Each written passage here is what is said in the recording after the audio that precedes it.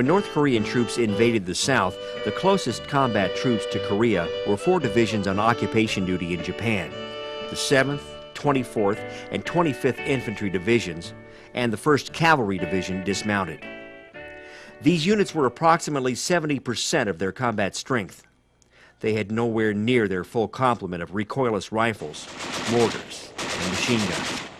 Since it was feared heavier tanks would tear up Japanese roads and cause bridges to collapse, the divisional tank units were equipped with M24 light tanks instead of the heavier M4 or M26 medium tanks.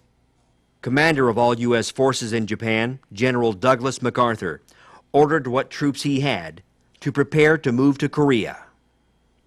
On 30 June, the first American ground combat troops deployed to Korea.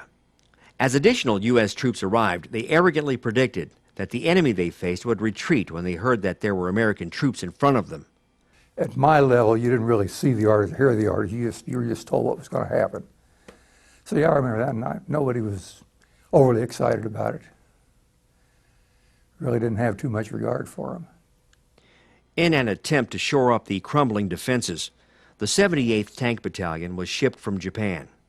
Equipped with the M24 Chaffee light tank armed with a 75mm cannon, the battalion was thrown into the line to support the 24th Infantry Division.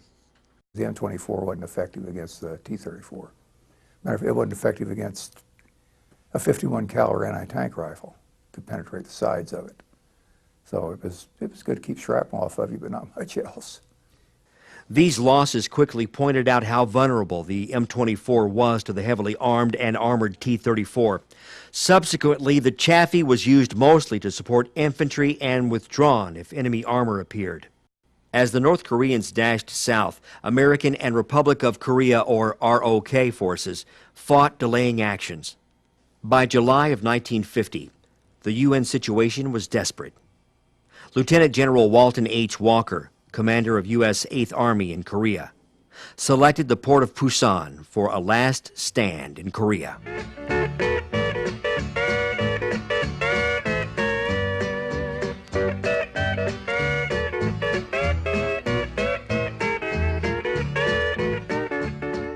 Pusan was the last city of any size still controlled by the UN, and its port was vital for resupply. U.S. and South Korean troops fell back and regrouped around the port of Pusan, establishing a defensive perimeter with newly arrived reinforcements. North Korean leaders had counted on a short campaign, but valiant resistance offered by South Koreans and Americans had thrown that timetable into a cocked hat. Though the situation was serious, the odds were shifting against the Communists as more American infantry and armored units arrived in Pusan. By late August, 500 American medium tanks were in Korea. About 50% were 30-ton M4A3 Sherman tank, and the rest 45-ton M26 Pershing and M46 Patton tanks. The T-34 had an 85mm gun on it. It was a fairly good gun. It wasn't as good as a 90. And their fire control was not as good as ours. T-34 was a simple tank. You know, crescent wrench and a pair of pliers, you keep the thing running forever. But they believed in that. And our training and our equipment, especially our fire control, I think was far superior to theirs. By the end of September, American tanks outnumbered the North Koreans by 5-1. With the added benefit of excellent close air support from Navy, Marine, and Air Force pilots, American and South Korean forces no longer feared the once mighty T-34.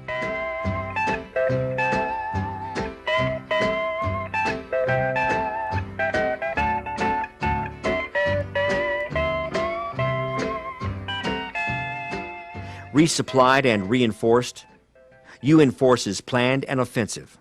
Supreme Commander General MacArthur's counterattack combined a breakout from the Pusan perimeter with a brilliant amphibious landing at Incheon. U.S. tanks supported the invasion throughout the day. As MacArthur's landing force advanced, 8th Army and other UN forces attempted to fight their way out of Pusan.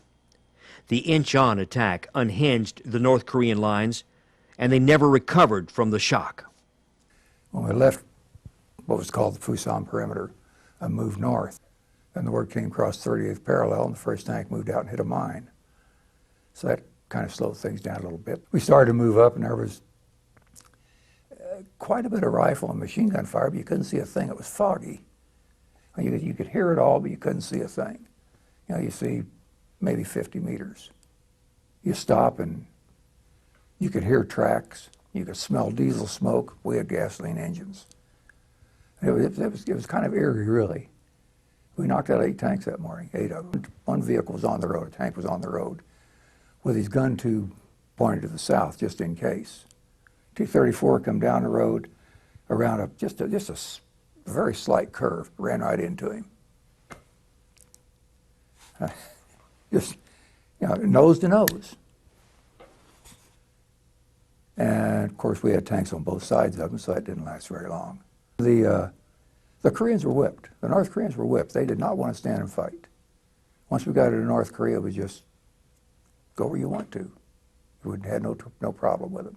The once powerful armored units of the NKP Army left 239 destroyed or abandoned T-34-85s on the field. Okay, it was uniformly pushed because the Marines, they first Cal, there's the Army, and there's the Rock Division, which is the Korean Republic of Korea, and we were moving. I mean, we were taking everything in sight. And the North Koreans were defeated. They were we just pushed them back out in the ocean to a point. We really we had this one war as far as Korea goes. But what had happened, MacArthur made the announcement that we'd be home for Christmas because here we are, we moved all the way as far as we could go to the Chosin Reservoir. On the other side of the reservoir, which is China, there was not every outfit in North Korea had been defeated. We were just had the thing pretty well sold up as we thought it.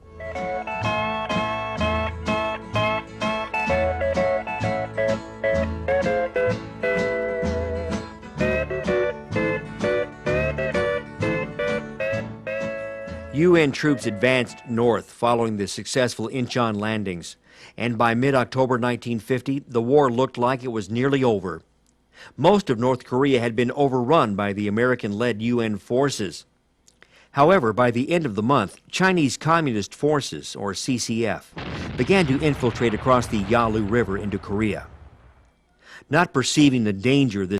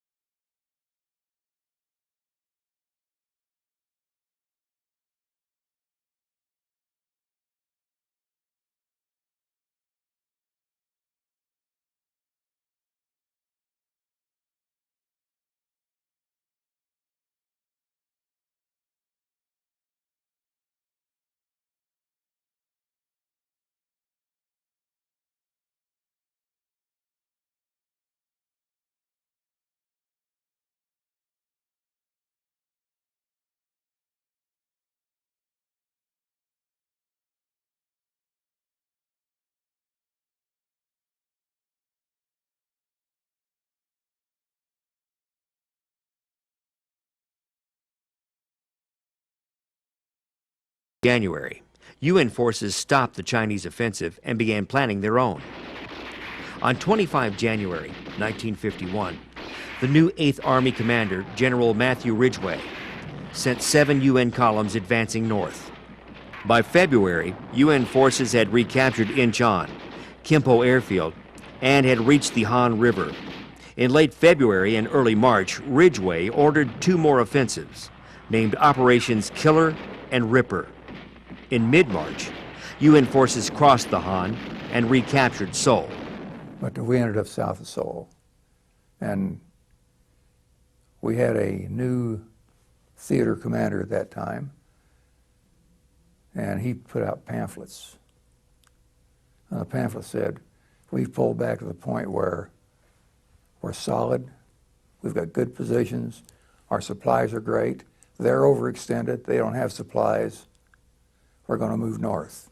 And we're not in any hurry, we're going to take everything as we go. Called it Operation Killer, if I remember right. And that's basically what happened, just moved up and took everything as we went. There wasn't no bypassing, leaving pockets behind. Everything was taken as we moved up. It worked out pretty well. For the next 2 years, the front remained largely static, as each side sought to fight a limited war and negotiate a peace settlement. Due to the static front, tanks no longer maneuvered in large-scale offensives. Both sides developed entrenched lines firmly dug in. The fighting became reminiscent of the bloody infantry-artillery battles of World War I. After almost 2 years of meaningless haggling, an armistice was finally signed on 27 July 1953. Many hard lessons were learned in Korea. Maybe the most important was the cost of sending soldiers into battle with inadequate tank support.